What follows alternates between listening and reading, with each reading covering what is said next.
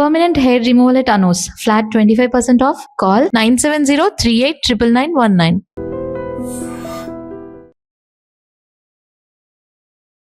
Welcome to iDream. నేను మీ Anusha Komal. So మనం చాలా సందర్భాల్లో బయట భోంచేస్తూ ఉంటాం, ఫుడ్ తీసుకుంటూ ఉంటాం. మరి ఆ ఫుడ్ క్యాన్సర్కి కారకం అవుతుంది చాలా సందర్భాల్లో అంటూ మనం వార్తలు చూస్తున్నాం. మరి అది ఎంతవరకు నిజం, ఎలాంటి ఫుడ్స్ వల్ల క్యాన్సర్ వస్తుంది, ఎలాంటి జాగ్రత్తలు తీసుకోవాలి, వీటి గురించి మాట్లాడేందుకు మనతో పాటున్నారు ఎంవిటి కృష్ణమోహన్ గారు, doctor, medical oncologist, Basavatarakam cancer hospital నుండి మనతో మాట్లాడతారు. నమస్తే సార్. నమస్తే సార్, మనం ఆల్మోస్ట్ అందరూ బయట తినడానికి అలవాటు పడ్డారు. మరి ఆ ఫుడ్ వల్ల కూడా క్యాన్సర్ వస్తుంది అంటున్నారు, అది నిజమేనా? సో జనరల్గా బ్రాడ్గా చెప్పాలి, ఫుడ్ వల్ల క్యాన్సర్ వస్తుంది బయట తినొద్దు అని అంటే భయభ్రాంతులకు గురి చేసేటువంటి సిచ్యువేషన్ కాదు. కానీ బయట తినే ఫుడ్ అంటే ఎటువంటిది, ఆ ప్రాసెసింగ్ ఎట్లా జరుగుతుంది, దాని ప్రిపరేషన్లో వాడేటువంటి ఇంగ్రీడియంట్స్ ఏమేమి యూజ్ చేస్తారు అనే దాన్ని బట్టి కొన్ని ఈ ఫుడ్లో వచ్చే కార్సినోజన్స్ అనేటువంటివి మనకి సైంటిఫిక్గా ప్రూవెన్గా కొన్ని ఉన్నాయండి.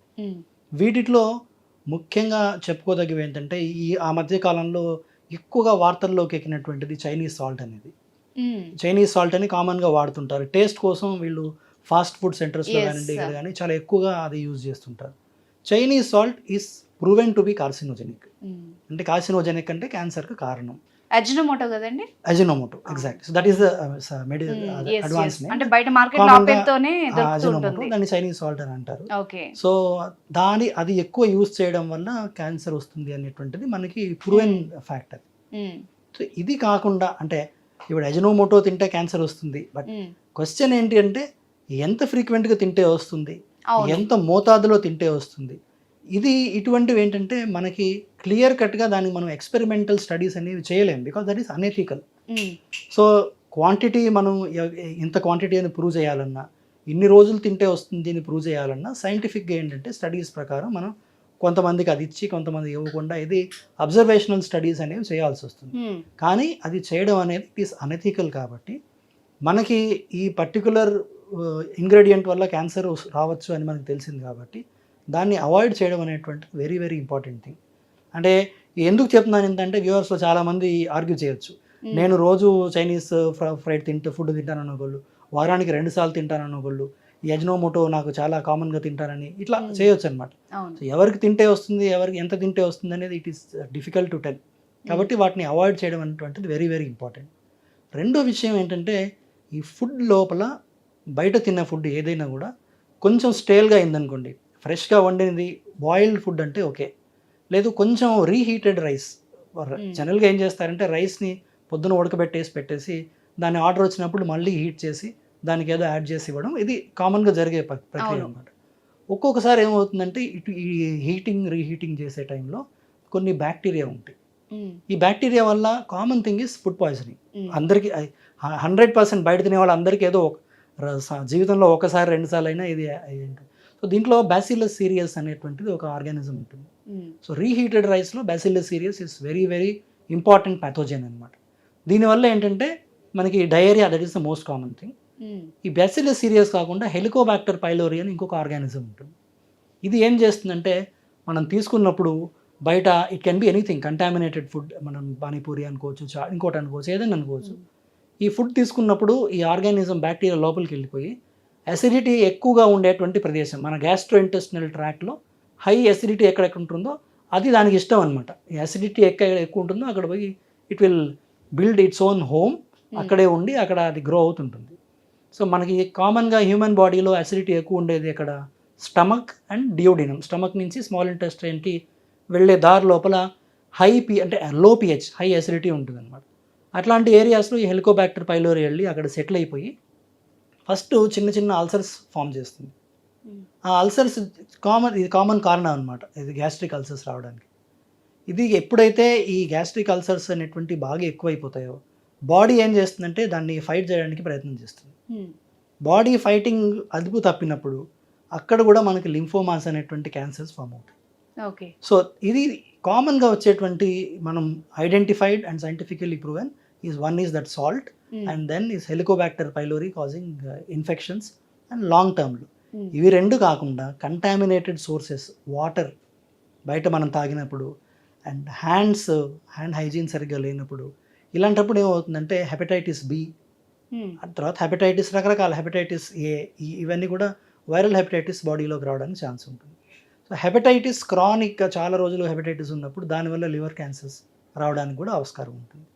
సో ఫుడ్, బయట తినే ఫుడ్ ఎస్పెషల్లీ మీరు అడిగిన క్వశ్చన్కి, is it related to cancer? Yes, it is related to cancer.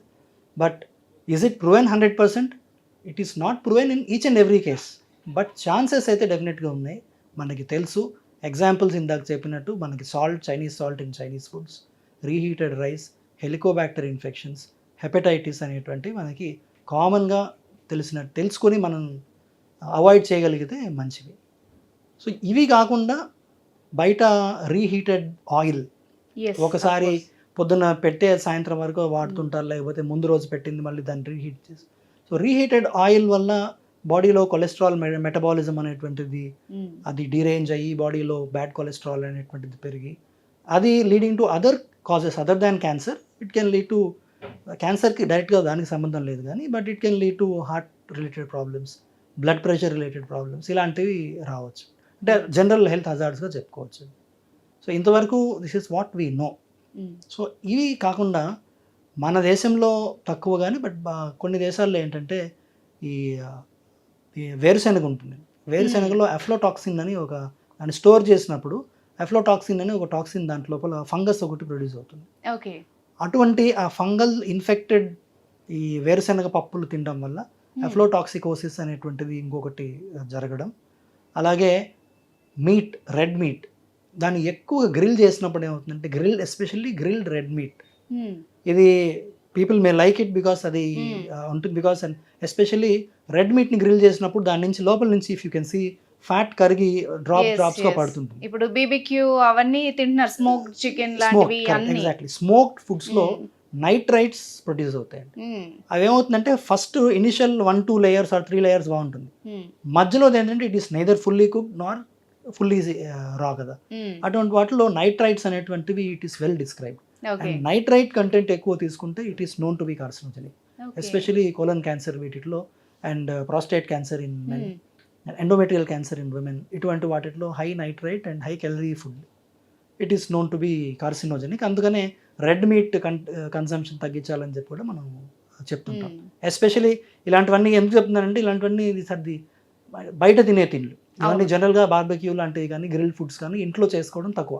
అవును సార్. కాబట్టి should be very cautious in eating such kind of food. And doctor గారు, ఈ మధ్య బాగా ఫుడ్ కలర్స్ బాగా యూజ్ చేస్తున్నారు బయట.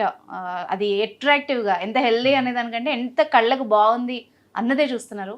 మరి దాని తర్వాత సిచ్యువేషన్ ఎలా ఉంటుంది, హెల్త్ హజార్డ్ ఏం ప్రాబ్లమ్స్ రావచ్చు దాంతో?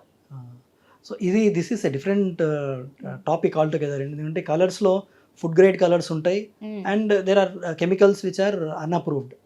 సో కలర్ వేసేటప్పుడు ఆ కలర్ వేసేటువంటి సెల్లర్ ఎవరైతే ఉంటారో వాళ్ళు they have to make sure that వాళ్ళు ఆ ఫుడ్ గ్రేడ్ కలర్ అని లేబుల్ ఉన్నటువంటి కలర్ని మట్టుకే వాళ్ళు తీసుకోవాల్సి వస్తుంది. ఇప్పుడు ఉదాహరణ మన ఇంట్లో కూడా ఏదైనా చేసుకున్నప్పుడు పండుగలప్పుడు కానివ్వండి, ఒక చిన్న హల్వా లాంటిది, కేసరి లాంటిది చేసుకున్నప్పుడు దాంట్లో కలర్ వేస్తుంటారు, పెద్దవాళ్ళు వేస్తుంటారు. సో వాట్ జనరల్గా అందరూ ఏం చేస్తారంటే కుంకుమ పువ్వు నేచురల్ ప్రొడక్ట్స్ వాడుకుంటారు.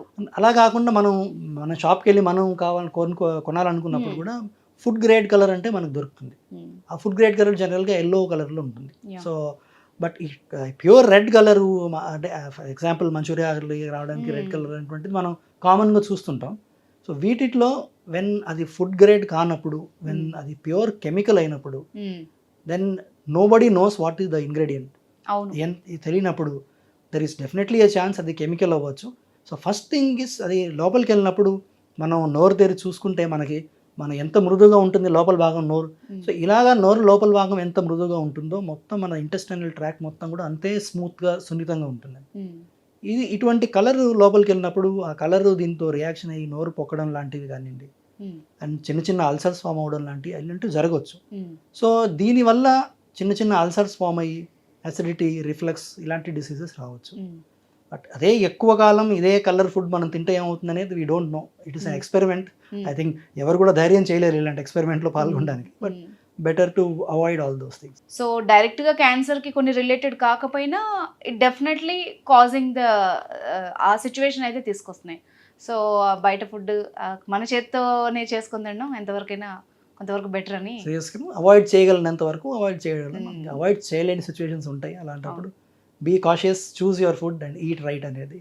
Yeah, definitely doctor. Thank you so much.